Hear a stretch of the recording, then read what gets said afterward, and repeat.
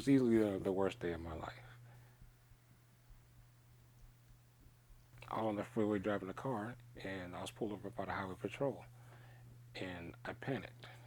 I panicked because I had some marijuana on me, and I didn't want to get caught with it, so I pulled over with the sole intent of trying to just get away from him and get rid of that.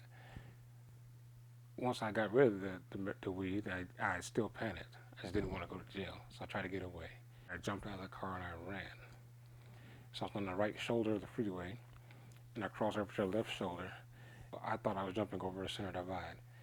And when I jumped, I jumped before I looked to see where I was going. I was just trying to get away. And so when I jumped over the cement barriers, I quickly realized I was falling over a bridge. But by the time I was able to process that I was falling over a bridge, I was hitting the ground at the same time. And I impacted the asphalt, not dirt, not water, not grass, but asphalt and other streets below there. And I just lie there. And I lie there on my back, and I seen two officers shining a light down at me, telling me not to move. But little they know I couldn't move, because if I could have, I would have. And there were other cars driving by that could have easily ran me over. As I lay in that street, I started having images in my head flashing from when I was 5 and 6 and 10 and a teenager, all the way up until the last moment, which the last image was my mom crying. And then I fell unconscious, at which point I thought I died. When I awoke, I woke handcuffed and leg chained to a hospital bed. Every single joint and bone hurt in my body as I laid in that bed at that time. I broke my left arm.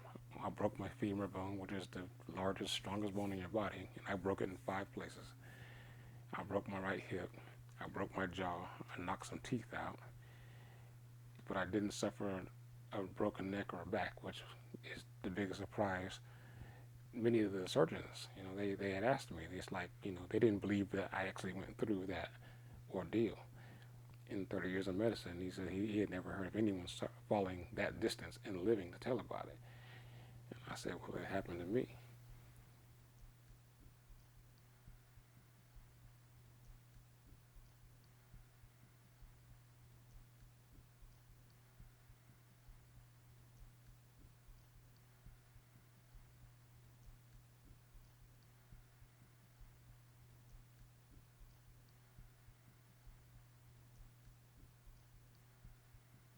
It impacted me all at one time.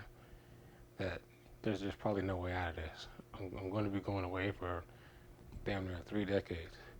Just like, what have I done to myself? What have I, over nothing, over anything?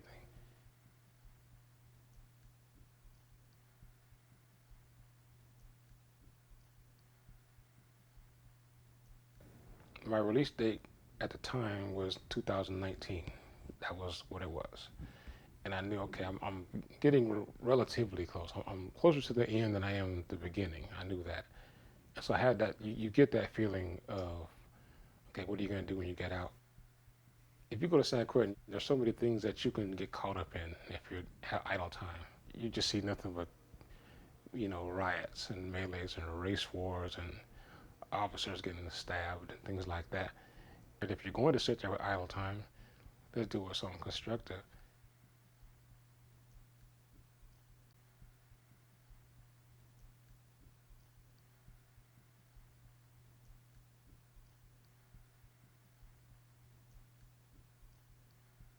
A lot of facilities have zero programs. They're not focused on rehabilitation. They're very warehouse the individual, lock it, throw away the key. Whereas here, what we're doing is giving the individual a chance to be challenged. It was something I'd never seen before. When I looked at it, when you kind of look at it from a distance, you kind of like, what the hell is that? It looks like Mandarin or something. It's like there's just no way you know what it is. But once you start reading it and you start explaining to you step by step what things are, then you start understanding it. I actually struggled in the beginning, started getting frustrated. Was darn close to quitting it, right? I was just like, that's not for me. But I like it, and I as frustrating as coding is, you get this drive like I'm gonna figure this out. I ain't gonna let this beat me. I'm gonna figure this out. I'm gonna, you know, that's the motivation I got. But what really sucked me into coding is the desire to do something I've never done before, and also something I was being told I could not do. The last mile program sets you on a mission. They give you a goal, and they give you something to strive for, to work on. They do show faith in you. It makes you feel like you're worth something.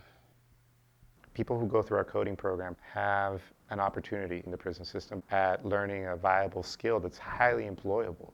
In the United States, we're talking about computer programmers being the next blue-collar job, right?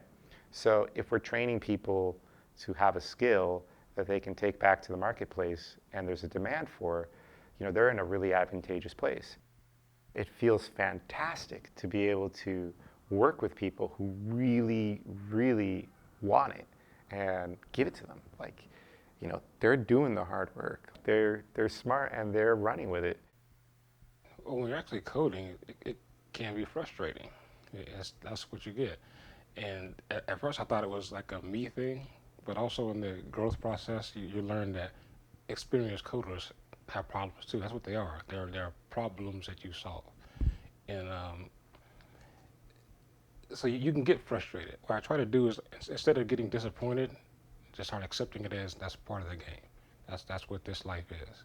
But it's not like you can't do it. It's just a process to figuring it out. What I learned to do in my prison life and in life in general that I failed to do prior to incarceration is think about the consequences in advance, or think about what lies ahead if you make this decision now. If I do this, this is what's going to happen, good or bad. Do I want that? Do I want to go through that? And I guess you can say that's similar to coding, and that okay, if you do this, this is the outcome. So you're told to figure out what you're supposed to get first before you start trying to hack it out, because there's several methods to get to a problem. So as long as you know where you're going, you'll know what at least to try, and you'll know what not to try. I lost most of my 20s. I didn't see any in my 30s, and I'm only going to see half of my 40s. There's so many life experiences I never even participated in because I was paying for that act. But people change. Incarceration changes you. It changes you for better or for worse. I started out and I struggled so bad in the beginning, and I was losing some confidence, but I gained confidence with the support that I got along the way. And so when I graduated, I took my diploma I had and I just kind of held it up like, yeah, I did that, right? And it was a wonderful feeling.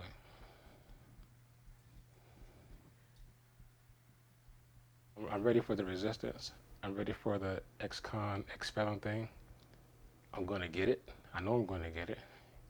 And I guess I'm more concerned with how would I react or how would I respond to it.